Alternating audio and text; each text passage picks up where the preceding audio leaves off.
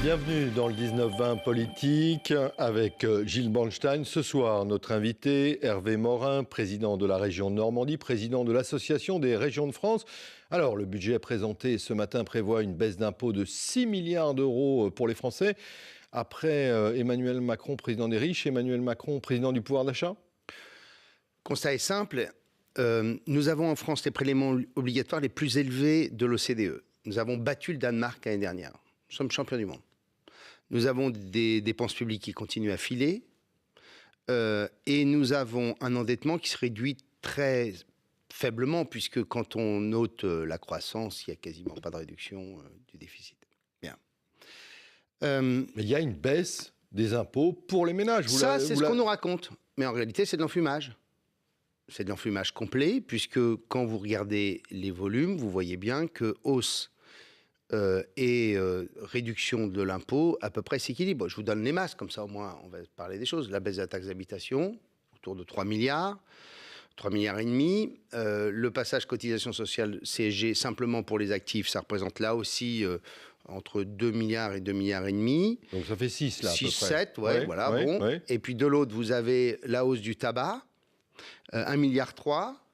Vous avez la hausse de l'essence et du gazole, 3 milliards.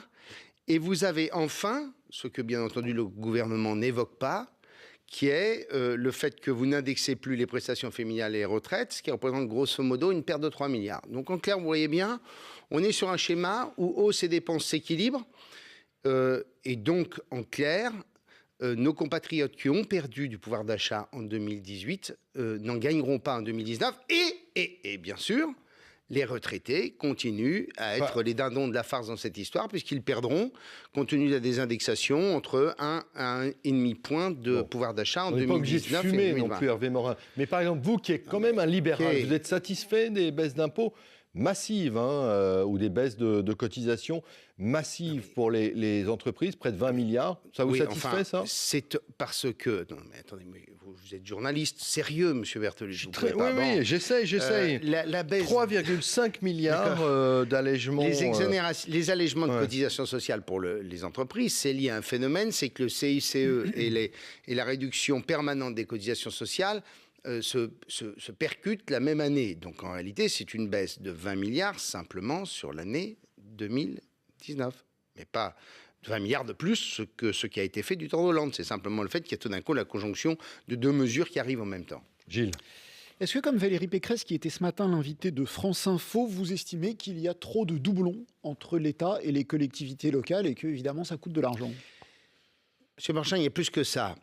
Il y a le fait qu'en France, on est dans un pays décentralisé, mais avec toujours un peu de sel et de poivre centralisé. C'est-à-dire que quand l'État a transféré des compétences aux collectivités au nom de l'efficacité de l'action publique, comme le font tous les pays européens qui marchent, tous les gouvernements successifs ont toujours gardé un brin et un zeste de compétences, de services, etc. Bien.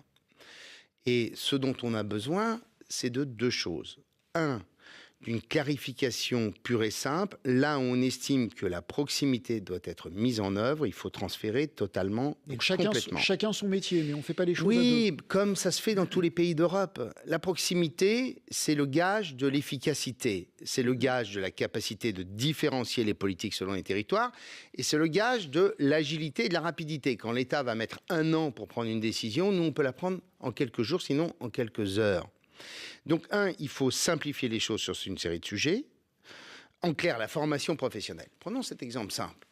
Monsieur Macron a expliqué à quelqu'un qu'il devait traverser la rue pour trouver du boulot. Et en même temps, tous les jours, nous constatons, nous, sur le terrain, qu'il y a un paradigme incroyable en France, chômage de masse et pire difficulté pour trouver de la main-d'œuvre, pénurie de main-d'œuvre. Ça, on le découvre même dans des territoires où il y a Quel rapport avec la chômage. décentralisation? Eh bien, parce que sur la formation professionnelle, il y a une multitude d'acteurs. Il y a encore l'État, il y a les partenaires sociaux, il y a les régions, et il y a maintenant, à travers le plan d'investissement des compétences, des décisions qui sont prises au niveau national. Donc on a un système qui est absolument pas gouverné et piloté, là où il faudrait qu'il le soit. Deuxième exemple, la transition énergétique.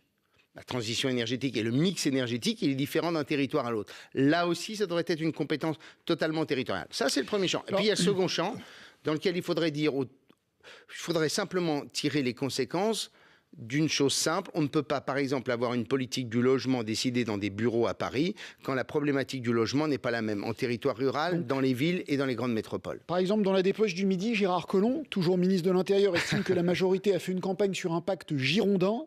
Et il poursuit, il serait bien que de renouer avec cette promesse. Un pacte girondin, c'est en gros plus de décentralisation. Vous êtes d'accord avec le ministre de l'Intérieur? Écoutez, oui, moi j'ai eu beaucoup d'espoir quand le chef de l'État a été élu sur une nouvelle gouvernance publique. J'ai espéré qu'enfin la France s'inscrive dans la modernité. Il a été le président des start-up. Les start-up, c'est l'expression de l'horizontalité, de l'innovation, du système collaboratif. Et il est devenu le président de l'impérium absolu de la verticalité du pouvoir, dont on sait qu'au bout du compte, elle est source d'inefficacité, de lenteur et d'absence de réactivité. Est-ce que, au nom de la volonté qu'il a et que nous avons de vouloir redresser le pays, parce que si on ne le redresse pas, moi je connais l'issue, l'issue c'est l'Italie, c'est les nationalistes au pouvoir. Au nom de cette volonté que nous avons tous de redresser le pays, est-ce qu'on peut enfin avoir une gouvernance où on associe des pouvoirs locaux et des pouvoirs nationaux, là où bien entendu le régalien doit jouer?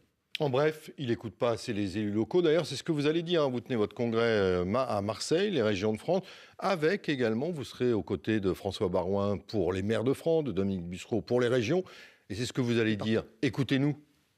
Nous allons simplement dire au chef de l'État, nous ne sommes pas dans la posture politicienne. Nous avons simplement besoin de bâtir un dialogue constructif permettant à la France... Vous allez s'écouter. D'ailleurs, le Premier ministre, il ne vient pas. Écoutez, on avait invité le Président de la République et le Premier ministre. Le Président de la République est, comme vous le savez, à l'ONU. Ouais. Le Premier ministre, nous espérons qu'il finira par venir parce que nous avons envie de construire le dialogue. On termine sur cette note d'espoir pour vous, en tout cas. Merci beaucoup, Hervé Morin. Merci, Gilles. On se retrouve demain.